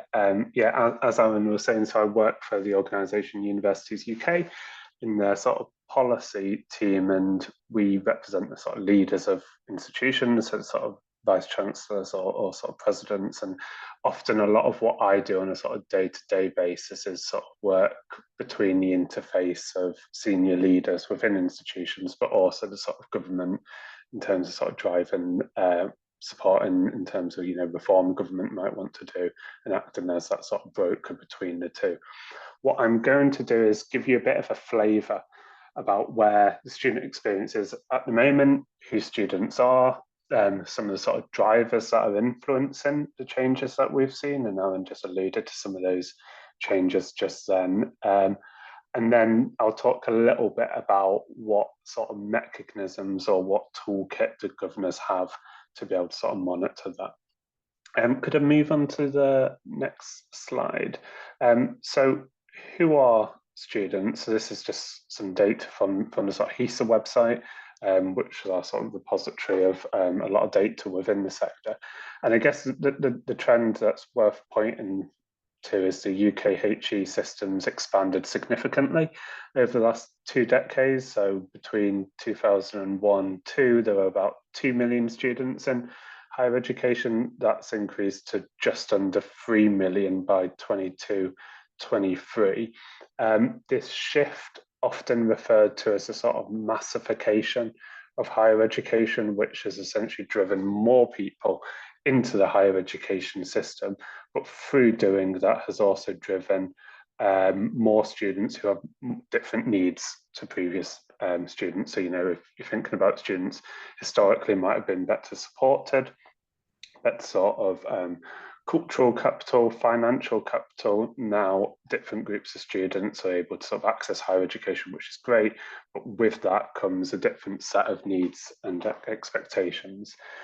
In that, just under 3 million, and you can see it here on the chart, we've got about 2 million in the sort of undergrad space, just under 900,000 in the postgraduate space. Out of this number, about just under 600,000 makes up part-time, the rest full-time. We've got just over 2 million students from the UK, around sort of 650,000 from non-EU countries, just under 100,000 from EU countries. So real sort of diversity within that, in terms of who those students are and where they're from. If we move to the next slide. So we can also think about, in terms of getting a better understanding of the student experience, I think we can also dive into the actual changes we've seen and who students are. And a useful way of looking at this is through the sort of progress the sector's made on access. So expanding access in the sector. So as you can see from the slide, in 2023, we had 23% of UK 18-year-olds from the lowest participation neighbourhood, so the lowest quintile one of neighbourhoods that are, you know, having students progress to higher education. So 23% were accepted to full-time study compared to 14% in 2012. So that's incredibly positive, but just changes the composition of the student body, and can also see that in terms of the sort of entry rates from students who had free school meals or in receipt of free school meals has also increased. And if you have a look, go to the next slide. And the free school meal thing is really interesting when thinking about the sort of shape of the student body, because often within the sector we use measures of sort of free school meals or eligible or non-free school meal eligible as a sort of a proxy for disadvantage. And while you've seen an expansion of both groups, as shown through this chart, that gap has still remained.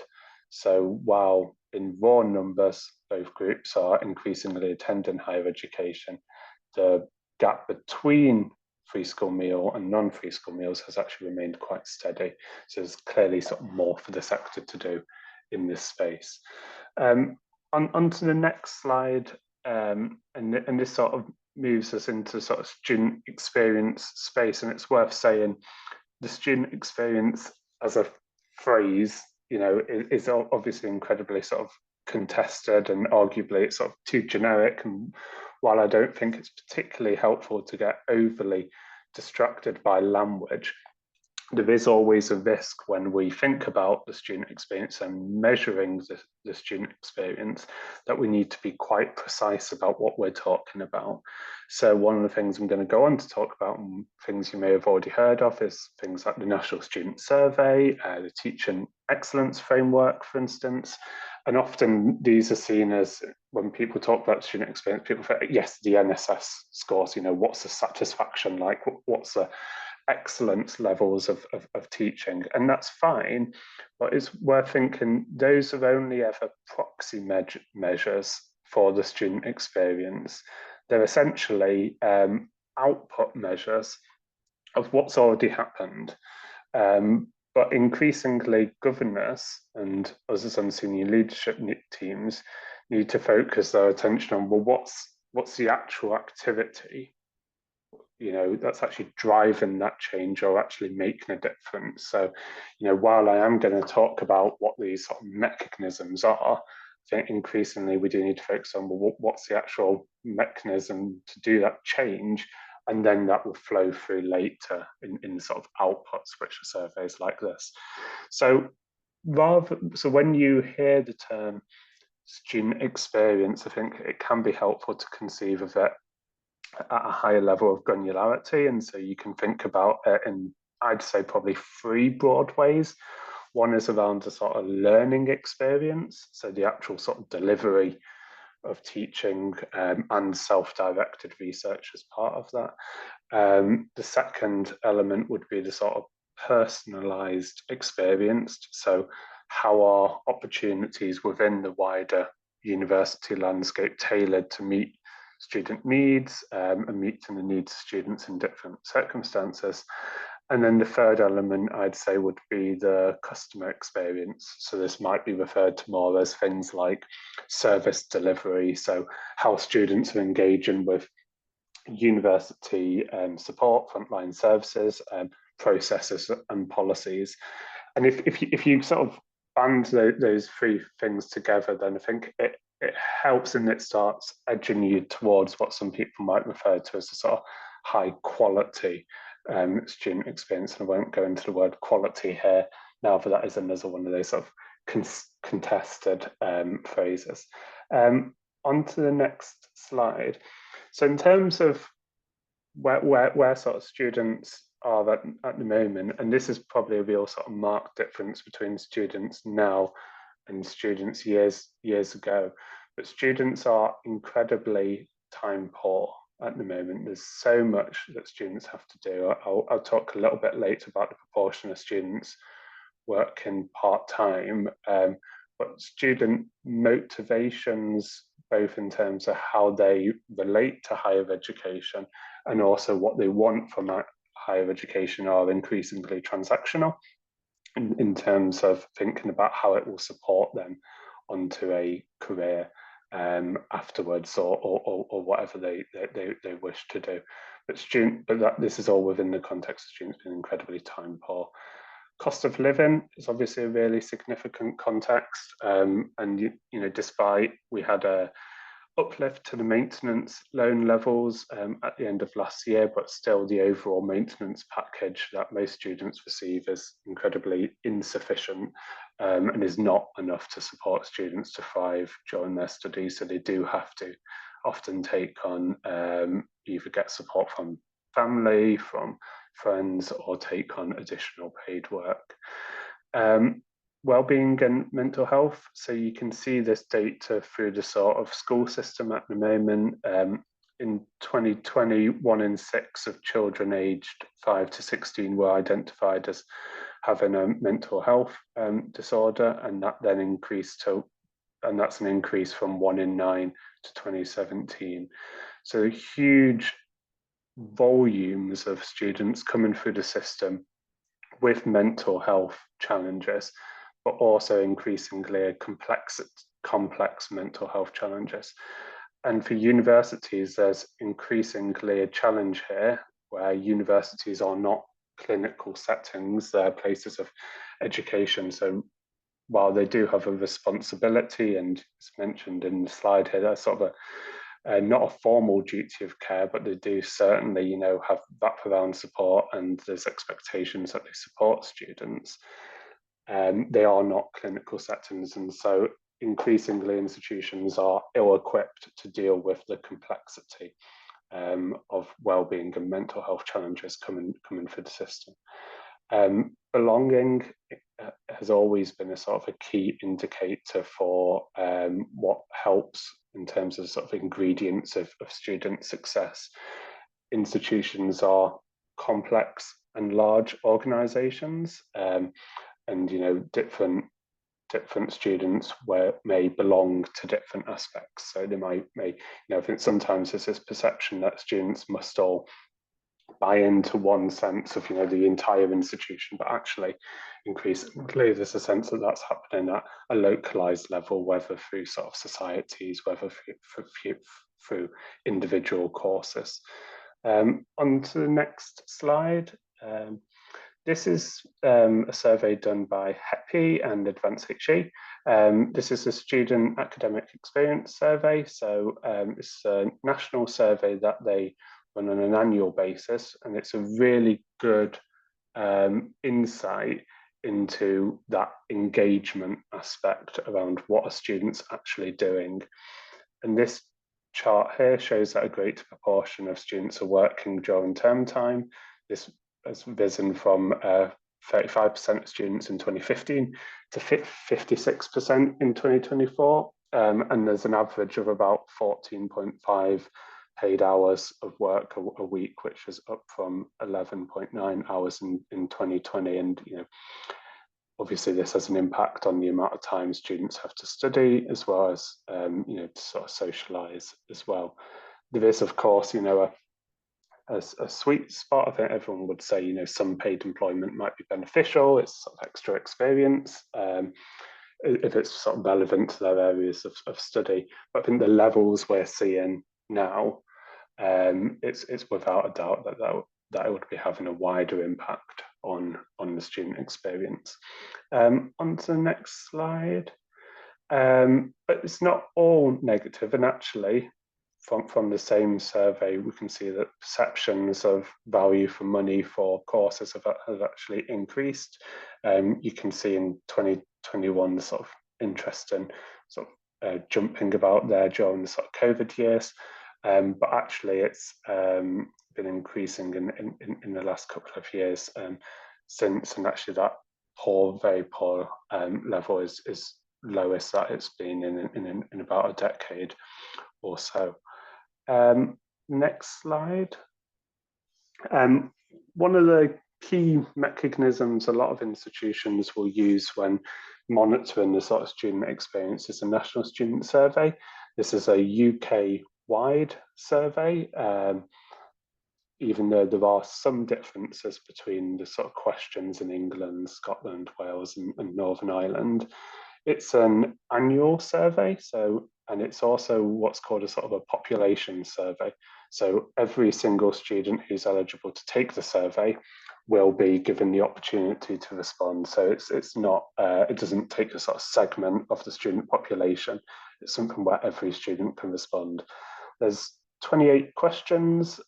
It's at the undergraduate level that this survey is done, and there's some highlights there at the top in terms of some of the sort of recent trends that we've seen within the National Student Survey. One of the really valuable things that individual institutions will get from the National Student Survey is access to some of the sort of open text question responses. So these are the sort of bits of feedback that students have given. And so while there's value at the sort of national and institution level, all institutions will actually be diving into this at the sort of faculty and course level to see what particular trends there are that they can tease out. Moving to the next slide. So the Teaching Excellence Framework is an exercise that takes place every 4 years. The TEF 2023 was when the sort of latest award was done, and there'll be another round of assessments taking place in 2027. And this is a sort of a key measure that the OFS use in England for its sort of regulatory purposes around sort of the enhancement of teaching. It is optional in Scotland and Wales and Northern Ireland for institutions to undertake the sort of TEF exercise.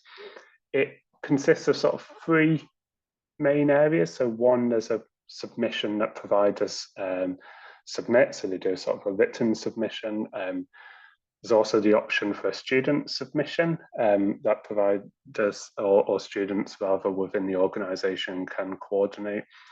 And the panel will always set out a statement setting out their reasoning for the outcome, whether they've given a gold, silver, bronze, or requires improvement against different subcategories.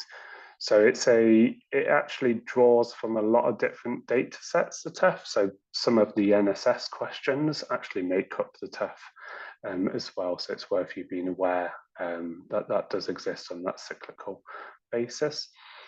And then on the next slide, so where next? So as I was saying earlier, that NSS and the TEF are good insofar as they're useful for benchmarking, but they are sort of reflecting outputs that have already and rather they're reflecting things that have already happened.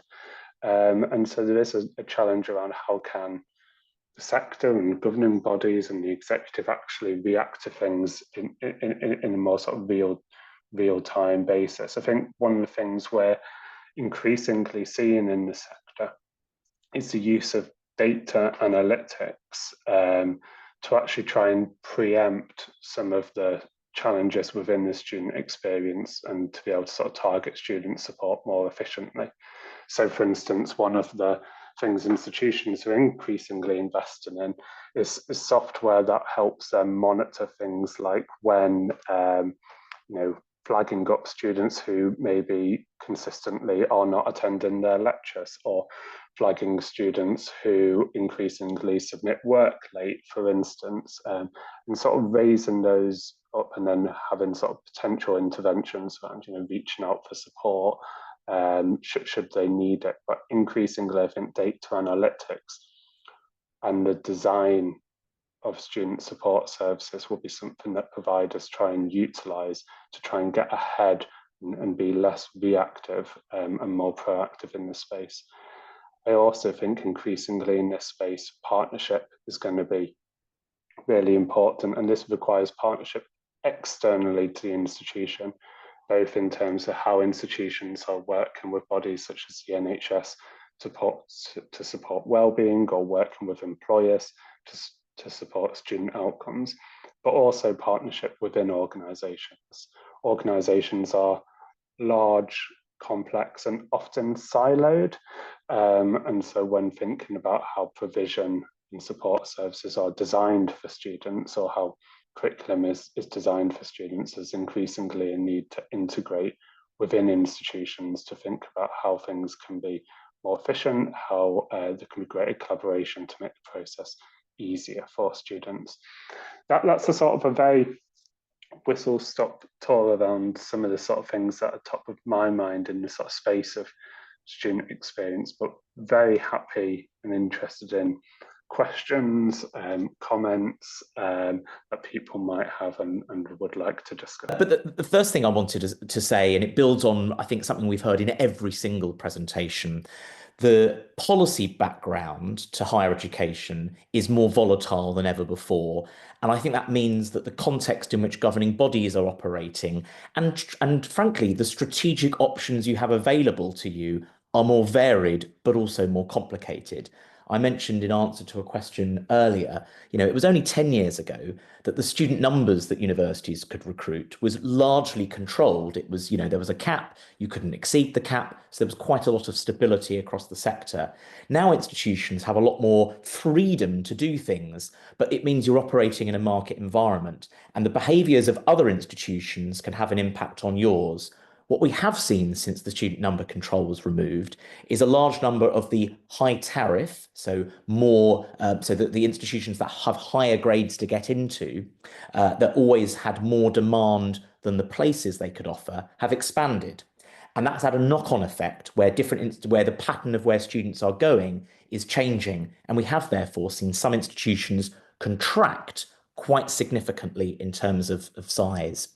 And I think that means that there's an interesting question for all governors to consider, which is how much of your time is spent in what I would call in-year monitoring versus long-term strategy. So how much time are you spending on this year's student recruitment, this year's NSS scores, this year's budget, versus where does the institution want to be over the next 3, 5, 10 years, and what plans have you got in place? I think there's an important interdependence actually between those two things. Having a clear plan for the future should actually inform the performance against where you are this year. But I've noticed a lot of institutions, because they're facing some in-year difficulties, budget deficits, shrinking student numbers, they spend all their time focusing on where they are now, but actually there's not really a clear plan for where they want to be. And they start pulling some levers to address in-year difficulties, but actually it can sometimes undermine longer term plans. And I think both things need to exist and need to work in consort with one another. And linked to that, therefore, what you bring to the governing body at the right and when it is brought, the balance between good news and bad news, and you need to feel you're getting, I think, a healthy mix of the two.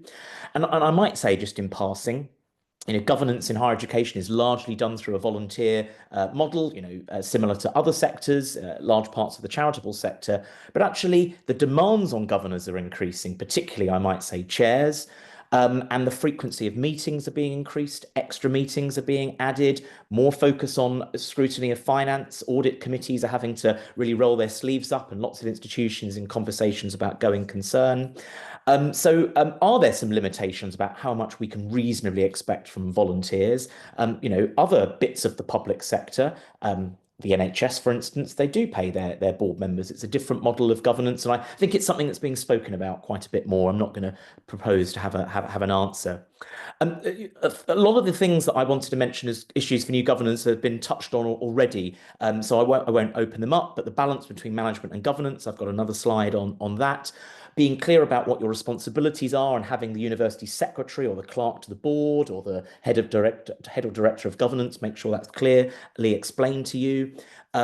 Appreciating that different institutions are themselves different. So sometimes national measures are helpful for you to compare yourself against, but other times they're less relevant. So understanding which national measures you do want to be benchmarked against that align with your strategy and where that's less relevant. Clearly understanding the regulatory and the statutory requirements, so what the Office for Students or MEDA or the Scottish Funding Council expect of you. And most institutions will have a kind of a matrix of the regulatory requirements, the conditions of registration, and then the documents that they produce to satisfy those documents of those conditions of registration and when they come to you. So some things will come to you on an annual basis, some things will come on a more frequent basis, some of them will be dealt by subcommittees, but getting sight of the matrix of regulatory compliance and knowing who does what where is usually a helpful thing for new governors. Obviously, having an induction, but also some ongoing development because the sector continues to move on. Understanding what the institutional strategy is, I suppose a point I've made, but then how you monitor performance against that strategy and how the information that you receive is appropriate to you. Now, that's difficult when board packs are produced, which are for the whole governing body, and some governors want more or less detail than others, and lots of governors come in and go, wow, there's a lot of paperwork produced by universities. And I think that is a fairly consistent response, but some of that is driven by regulatory requirement, but also how are the cover sheets and the executive summaries more easily and appropriately drawing out the key points? How is it linking to the institution's strategy? How are any material implications, financial or reputational, drawn out for you so you don't have to always wade through the sometimes 200, 300, 400 pages of detail? But that's something that I think giving feedback to the institution, as George mentioned, to the university secretary. What looks good generally? Well, clearly boards that ask the right questions, see themselves as constructively challenging, but also partnering with the executive. You need amongst your membership good financial and strategic judgment, unambiguously putting the institution first. Sometimes, taking the courage to take difficult decisions because that's often necessary, particularly in this environment. And when things are challenging, coming together and operating like a board rather than a series of individuals. And I've come in and reviewed some governance where things have gone wrong in institutions. So after something's gone wrong, and often you can just even see from the minutes and from the discussions with governors, it became a kind of, well, they said that, and it's a bit of finger pointing. That doesn't help an institution facing difficult decisions. How are you working out where your collective endeavors are working together?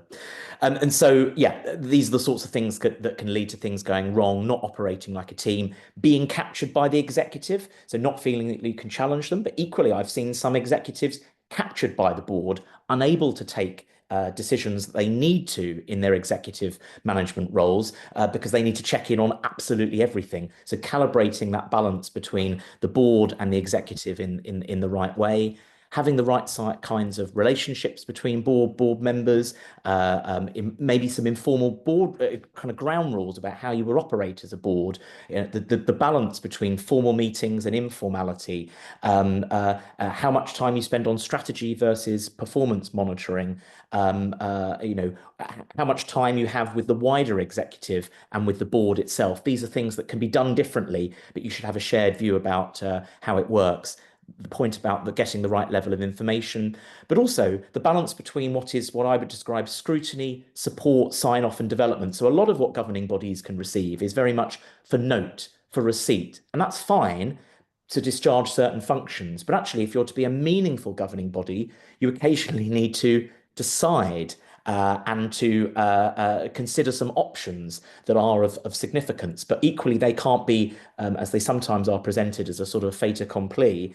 Sometimes you might want to have an initial discussion about your shape, size, and geographical footprint. You won't decide that in one meeting about what the shape and size of the university needs to be 5 or 10 years from now. You might consider some options. What are the balance between in-person versus online? One main campus versus a distributed site, the balance between domestic recruitment and international recruitment. These are all strategically significant decisions, but will need some consideration and some evidence behind them. So I've mentioned each of these already, the balance between in-year and long-term, challenge and support, strategic priorities versus other things, and also what you discuss, how much time is spent. A lot of time is spent often on financial matters, on buildings, on the estate, on kind of business operations. Are you actually spending enough time on the oversight of what I would call core business, learning and teaching, research, the wider student experience? And are you getting the right measures and information to give you assurance that that's being delivered to an appropriate level? There was reference earlier to something about the governance and management boundary, and I've taken this from an induction guide I wrote for governors a few years ago, and that tries to clarify, the sorts of things that governors should be doing in your role and the sorts of things that managers should be doing in your role. I won't go through that in all of its detail, but as I say, I'll send around the slide and you can look at it. And also there's a link to the wider guide. It's a sort of a 10-12 page guide for new governors. As I say, it's about 5 years old now, but the actual principles are largely still relevant. So you can look at that at your leisure. There's been quite a lot of reference to information, and I'd also just be unambiguous that sometimes governing body meetings, and for those of you that have had a few of these, can feel a little bit like choreographed events, I think. You've got your busy agenda, you deal with some kind of, the minutes of the last meeting and the declarations, and then there's usually a substantive report from the Vice Chancellor up front, then some financial information, then some regulatory stuff, then usually a strategic item. But it can often feel like you could almost have written the minutes for those meetings before the meeting had happened. I'm not trying to be overly cynical, but that can be the rhythm or the experience of lots of governing body meetings. So you're often left, and I was certainly left with the feeling when I first became a governor, where are the decisions really taken? If everything that's coming to the governing body is to some degree feel like it's kind of fairly well primed, that's actually because a lot of the heavy lifting is done in the subcommittees, but also trying to understand how you're performing against the strategy, I think will really give you a sense of how many decisions are up for play or not. If you're performing largely in line with the strategy, then it's very much more business as usual and things can keep ticking over. If I think you're further away from where your strategic, where your strategy says you ought to be, or where you said you were going to be as an institution, I think you're more likely to be brought things about how you pivot back to that or things that you do differently. And so understanding the context of your institution, I think will give you a sense of, is this an institution where you're going to be just receiving updates against a predetermined plan, or are you going to be more in the space of actually having to make some decisions to get you back on track or put you on a new track? And similarly, thinking about how the expertise of governors are deployed in an effective way, respecting the governance management boundary that we've spoken about. But equally, if you've got some real, titans or expertise on your board from particular worlds or particular sectors or particular experiences, then how is that drawn out? Some of it in the meetings, but some of it working with the executive, not doing their job for them, but being a sounding board for them if you've got experience, and volunteering that up in an appropriate way. I think I've put together about sort of 16 or so little practical tips, which you can look at on the slides, but because they're relatively tactical things, I won't speak to them now, but you can look at them at your leisure. But hopefully there'll be things that you read through and go, yep, but that's already in place for me. Or there may be hopefully 2 or 3 things that you also go, oh, that doesn't exist in my institution. You might ask someone for those things to exist. So I'll share those, as I say, those sort of practical things, those little tips that you can look at in the slides. A couple of other little bits of information. Someone I know who actually did a PhD in university governance a few years ago at UCL. She did a mapping exercise of all the governing bodies of, so this to caveat it, English universities. So it's not everyone. She had to put some sort of boundaries around her work, but she mapped out the governance of the English universities, and she categorized them, and you can see the sort of different categories. And you can probably see where your institution would be along that category. So there are 120 English universities at the time that she undertook this project. And then she mapped out the size of the governing bodies. And so you can see for each category, the average number of members they had, the balance between internal and external, and then of the internal members, how many of them were academic members. So you can look across the categories. So the ancients, which is just Oxford and Cambridge, they are the governance is very different, and I think that they are world-class universities despite their governance, not because of it. You can just look at the categorization that they've got there. So for the other universities, the average is a governing body of about 19, of which 12 will be external, so just over half. About 6.5 are internal, of which 4 of those 6 are academic members. So the other couple might be a professional services member and a student member. That would usually be the case. The Vice-Chancellor would be counted still as an academic if that's their background, although they typically won't be doing very much academic work now. A couple of other things that might be useful. So in our work, we're supporting governors. We periodically will help institutions try and assess their effectiveness. And we've got a framework, which I'll mention just in a second, that helps enable that. But as part of that, we deploy, if an institution comes to us and said, we'd like to review our effectiveness, we'll deploy a survey. And then we benchmark the survey findings from one governing body against the wider sample of other institutions. So there's about 45 questions or so, and we've had 75 institutions that have undertaken that review work with us in the last sort of 4 or 5 years.